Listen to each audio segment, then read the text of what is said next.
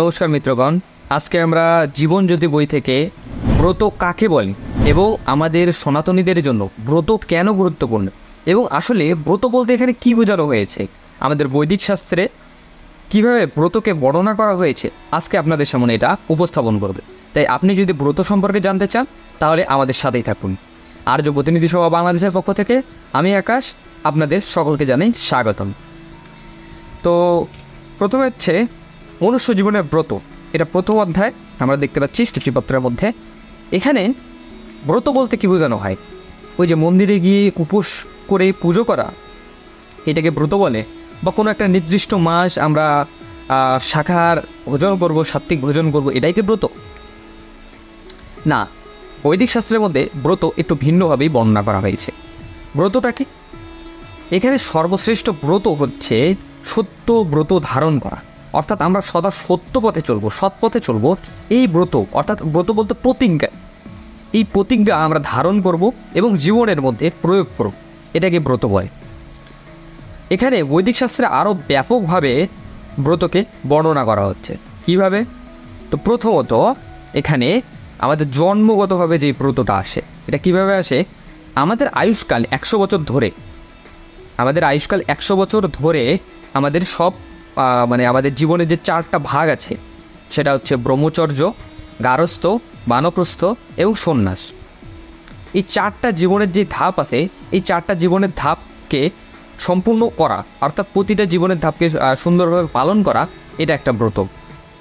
এটা আমরা যদি প্রতিজ্ঞা করি যে হ্যাঁ আমরা এইভাবে জীবনযাপন করব, আমরা ব্রহ্মচর্য, গারস্থ, বানপ্রস্থ, সন্ন্যাস সুন্দরভাবে পালন করব, এই প্রতিজ্ঞা যদি আমরা নেই, এটা হচ্ছে এক প্রকার ব্রত। আরেক প্রকার ব্রত কি? সেটা হচ্ছে আমাদের জীবনে ব্যক্তিগত। কী ধরনের ব্যক্তিগত? এটা হচ্ছে আমাদের কর্মের উপর ভিত্তি করে হবে।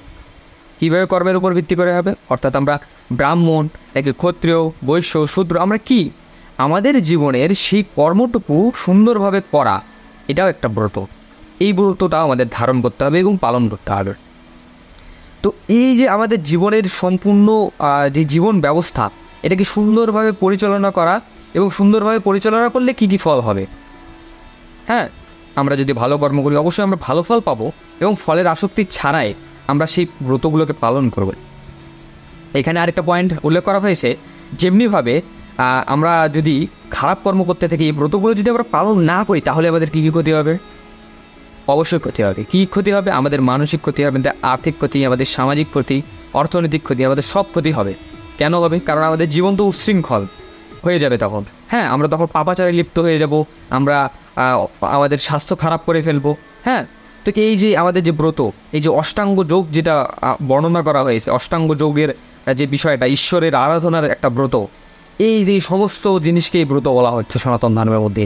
এবং এই সমস্ত জিনিস যদি আমরা পালন না করি, তাহলে কিন্তু আমরা পাপাচারে লিপ্ত হব, আমাদের সমাজ নষ্ট হয়ে যাবে। বর্তমানে যেটা হয়েছে আপনারা সাক্ষী আছেন সবাই, এই যে সনাতন ধর্মের যে বিষয়, এই সনাতন ধর্মের বিষয়গুলো না পালন করার ফলে আমাদের সমাজ পুরো নষ্টভ্রষ্ট হয়ে গেছে।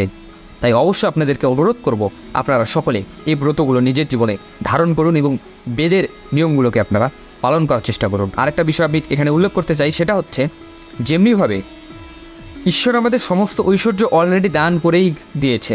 কীভাবে দান করেছে?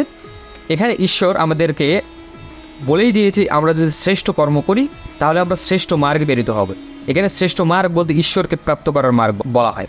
আবারও এই জীবন অবস্থাতেই, অর্থাৎ আমরা জীবন যতদিন আছে ততদিন আমাদের কোনো অসুখ হবে না, আমরা অর্থনৈতিক সমস্যায় পড়বো না, আমাদের সামাজিক কোনো মানসিক সমস্যা থাকবে না।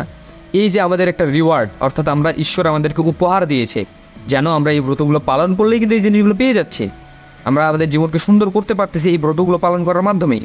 হ্যাঁ, সমস্ত ঐশ্বর্য ঈশ্বর আমাদেরকে অলরেডি দিয়েই দিয়েছে। আমরা শুধু জাস্ট সেই ব্রতগুলোকে যদি পালন করতে পারি সুষ্ঠুভাবে, কর্মটা যদি আমরা সুষ্ঠুভাবে করতে পারি, তাহলে আমাদের জন্য পৃথিবীর সমস্ত ঐশ্বর্য ঈশ্বর আমাদেরকে প্রদান করেছেন। তাই আশা করি আপনারা ব্রতর গুরুত্ব সম্পর্কে জানতে পেরেছেন, এবং ব্রত কাকে বলে, কত প্রকার ব্রত আছে, সেগুলো আপনারা জানতে পেরেছেন। তো ধন্যবাদ। এমনই আরও গুরুত্বপূর্ণ বিষয় নিয়ে আমরা ভিডিও বানিয়ে যাব আর্য সমাজের পক্ষ থেকে। আর্য প্রতিনিধি সভা সাথে আছে আপনাদের। যে কোনো প্রশ্নে আমাদের ডিসক্রিপশনে থাকা লিঙ্কে ক্লিক করে আমাদেরকে প্রশ্ন করতে পারেন, এবং আমাদের আর্য গ্রন্থ যেগুলো আছে, বেদ সহ অন্যান্য শাস্ত্র নিতে অবশ্যই স্ক্রিনে দেখানো নম্বরে যোগাযোগ করুন। ধন্যবাদ, নমস্কার, দেখা হচ্ছে পরবর্তী ভিডিওতে।